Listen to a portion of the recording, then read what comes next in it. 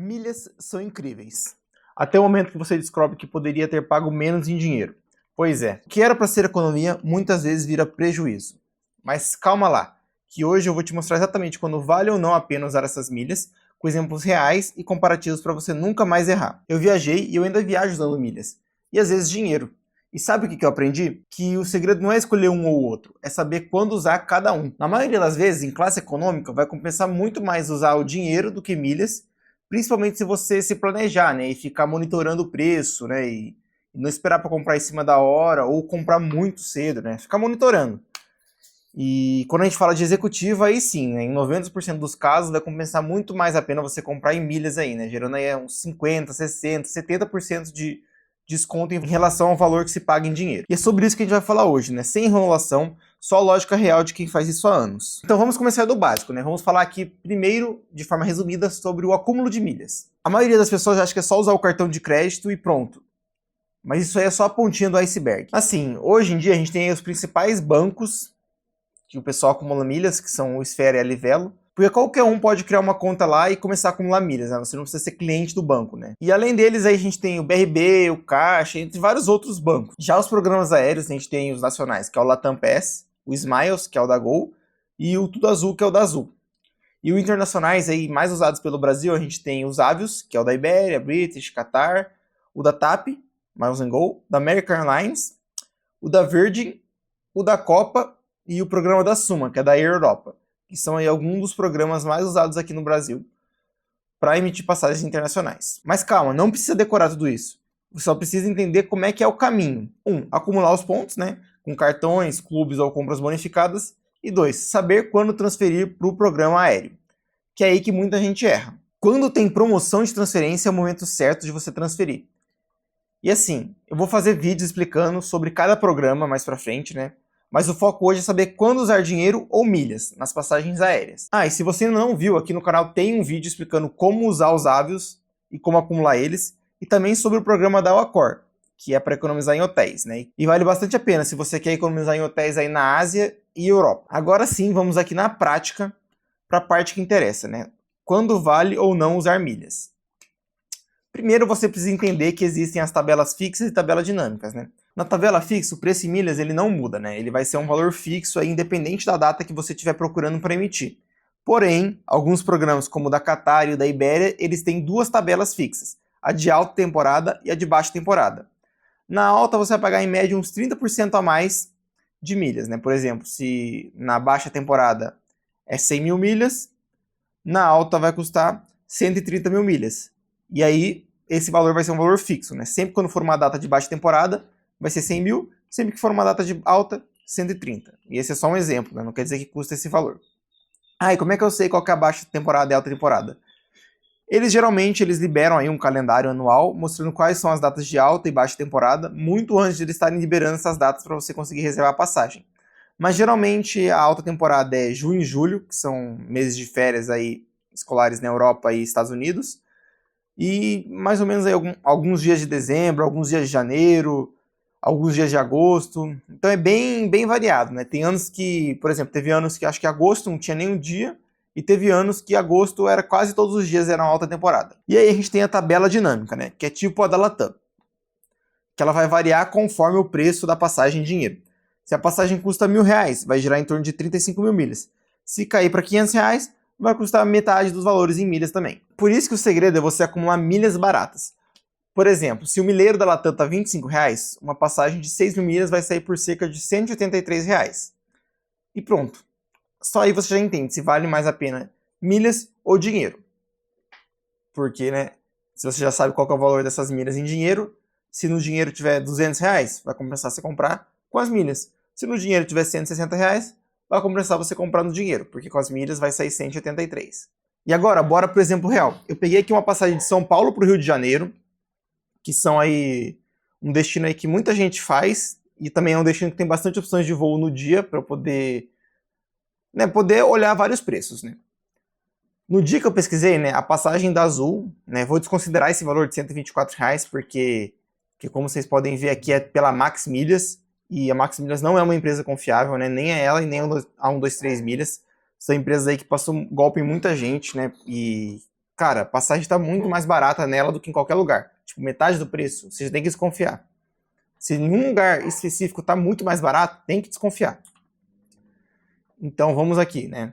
No exemplo, no dia que eu pesquisei, a passagem da Azul mesmo no site dela estava mais ou menos R$243. A passagem na Latam, ela tá por 248,54, mas quando a gente converte ela para milhas, ela está saindo 5.969 milhas, mais 33 de taxas.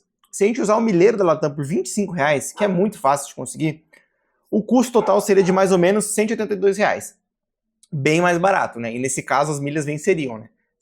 Compensaria bem mais você emitir essa passagem com milhas Latam do que em dinheiro com a Latam ou em dinheiro com a Azul mesmo. Mas, se o valor das milhas sobe demais, tipo, se tivessem 10 mil milhas o valor dessa passagem, ao invés de 5.969, já não compensaria, né? O segredo é sempre você saber o valor real do mercado das milhas, né? Quanto que essa milha está valendo. E, por exemplo, essa mesma passagem na Smiles, ela sairia 11.400 milhas, não a mesma passagem, né? No mesmo dia, a mesma rota, voo direto. Ela sairia 11.400 milhas, mais 33,64 de taxa, né? As milhas da Smile valem bem menos do que a da Latam. Então vamos considerar aí mais ou menos R$16 da milha da Latam. Então o valor final seria de mais ou menos R$216.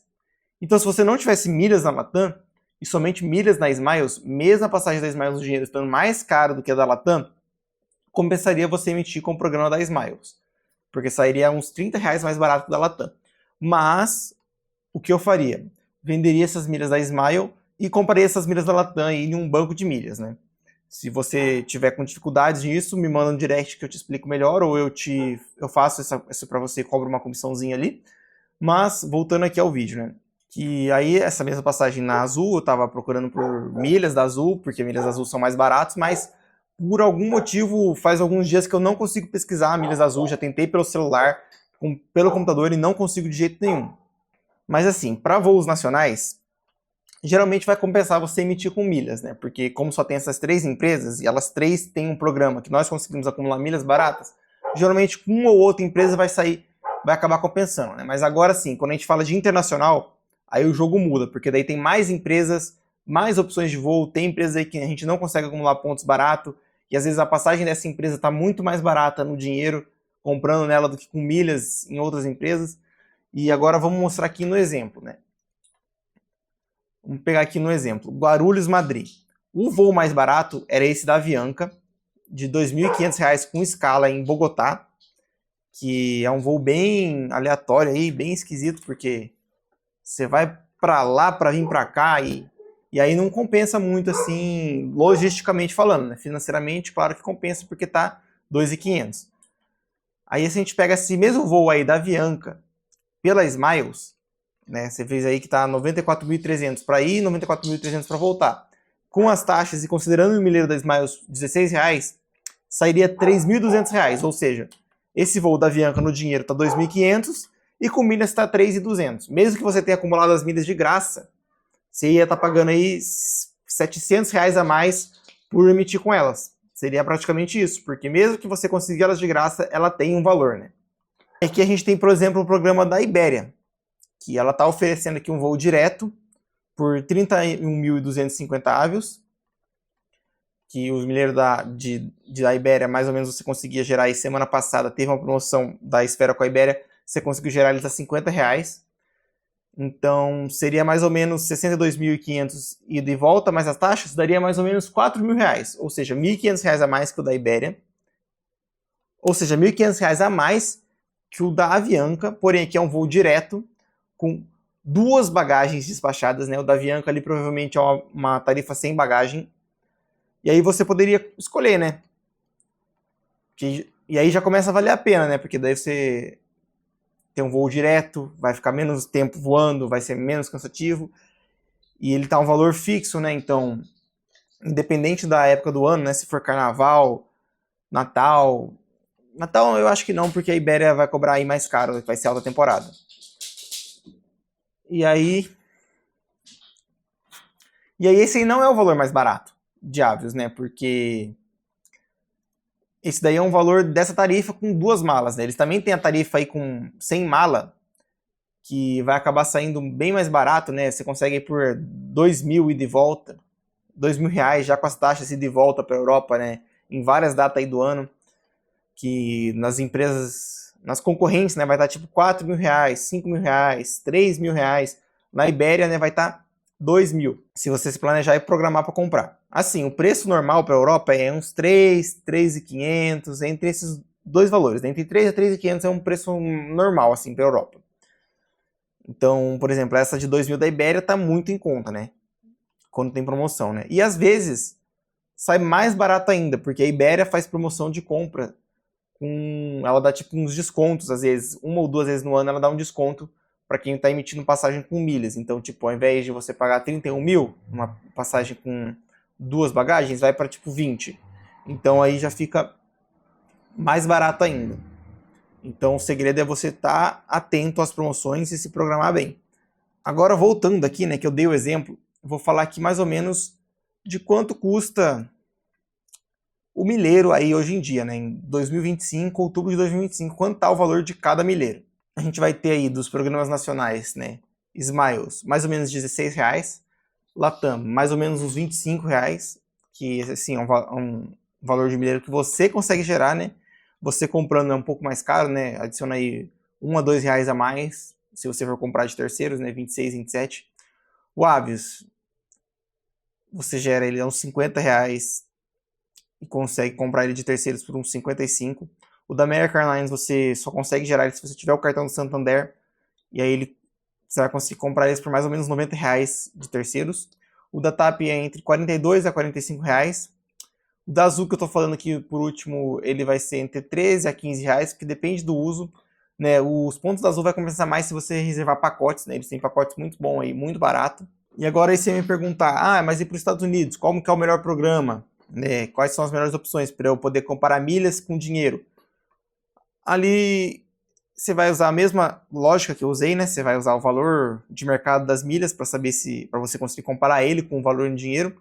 Mas assim, para os Estados Unidos com milhas, geralmente vai ser voos com a American Airlines emitido com a Smiles, com a United emitido com a Azul, com a Delta emitido com a Latam em tabela fixa.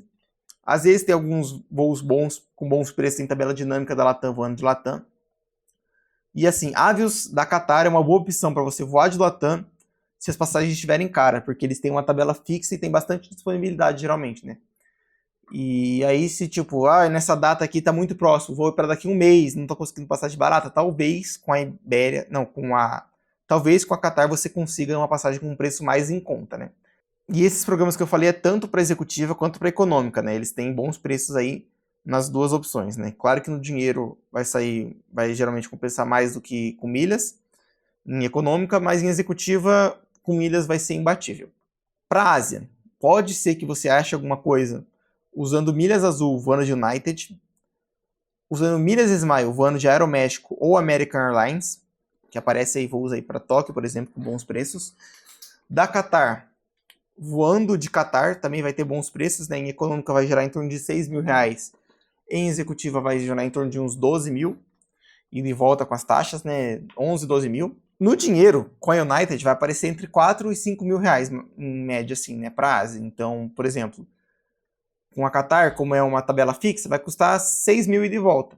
E aí, na United, você vai achar aí por 5 mil no dinheiro, né? Então, vai compensar mais você emitir com a United, porque você vai economizar R$1.000 e vai ter mais opções de data, né? Porque, como eu já falei, com a Qatar é uma tabela fixa, né? É meio limitado, por mais que eles liberem 4 assentos por voo, é meio limitado, né? Pode ser que esgote rápido ou não, dependendo da data.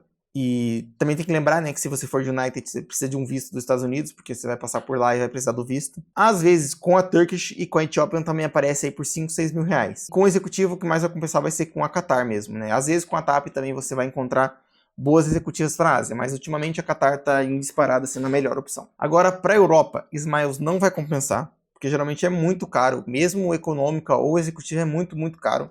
Com a Latam também, em executivo é tipo absurdo de caro, não vale a pena. Em econômica, às vezes você consegue alguma coisa na tabela dinâmica muito boa. E aí se você vai em econômica, quer tentar com milhas, Ibéria é uma boa opção. Tanto em econômica quanto em executiva, Ibéria é uma das melhores opções. A Virgin Atlantic tem boas opções para a Europa em executiva. E daí tem o programa da Suma e o programa da Copa. que geralmente também tem bons preços aí para a Europa e para a Ásia também, né? Para a Ásia também. E assim, faltou falar um pouco da África.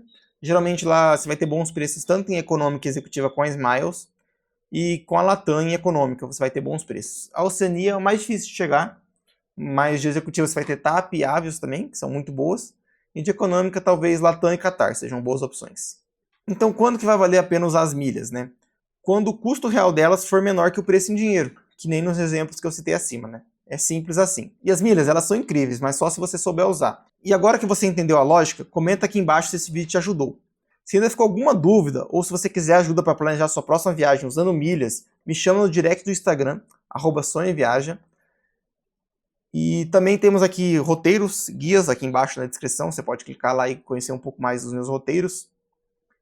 E também já aproveita para se inscrever, né, para não perder os próximos vídeos, né, porque eu vou mostrar aí sobre os outros programas, né, sobre os programas de banco, sobre os outros programas aéreos mais a fundo, então já se inscreve para não perder esses vídeos. E deixa o like também, e até o próximo vídeo, e boas viagens. Tchau!